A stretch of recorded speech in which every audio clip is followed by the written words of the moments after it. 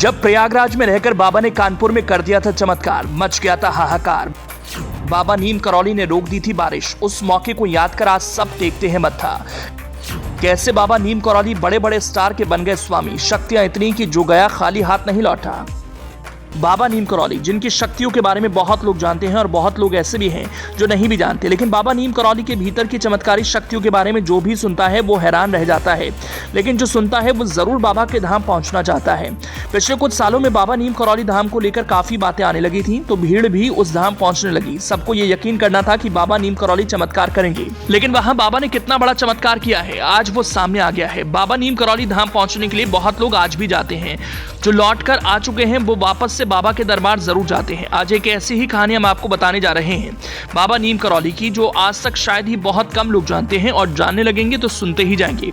वैसे तो बाबा नीम करौली के कई चमत्कार हैं, वो हम आपको बताएंगे, लेकिन शुरुआत करेंगे कानपुर और प्रयागराज की कहानी से।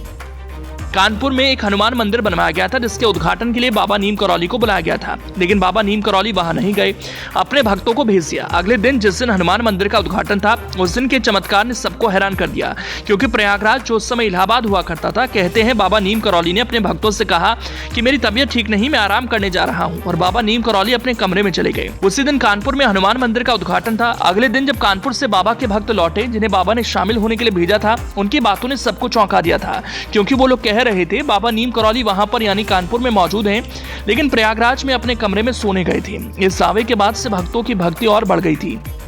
ऐसी ही एक और स्टोरी है बाबा नीम करौली की, जिससे चमत्कार माना गया। बाबा को कैंची धाम से बेहद लगाव था। एक बार जून के महीने में भंडारे के दौरान वहां तेल और घी की कमी पड़ गई। तब बाबा जी ने आदेश दिया कि नदी बह रही है, कनस्तर वहां ले जाओ और जल भर कर लाओ। लोग जल भर कर लाए और प्रसाद बनाने का काम शुरू कर दिया।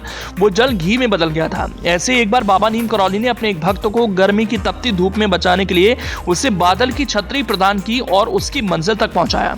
कहा जाता है कि एक बार कुछ महिलाएं बाबा जी से मिलने आई और उनकी पूजा करने लगी, लेकिन महिलाओं के पास दिया सलाई नहीं थी। इससे वो बेहद निराश हो गई। तभी बाबा जी ने उनके मन के भाव पढ़ लिए और उनके स्पर्श से ही दिए जल उठे।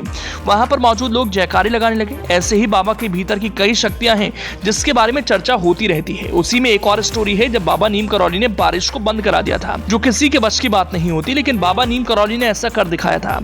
एक बार की बात है, हनुमानगढ़ी मंदिर में निर्माण कार्य चल रहा था। उसी दौरान भारी बारिश होने लगी और कार्य में बाधा उत्पन्न हो गई। बारिश इतनी तेज थी कि जो काम पूरा हो चुका था वो भी खराब हो जाता। करौली बाबा ने ही स्थिति देखी और बादलों के बीच में आकाश की ओर देखते हुए बोले, बड़ी उग्र है।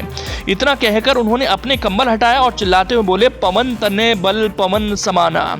बस इतना कहते ही तेज हवाएं चलने लगी और बारिश रुक गई, बादल छट गए। लोगों का मानना है कि बाबा हनुमान के भक्त नहीं, अवतार थे।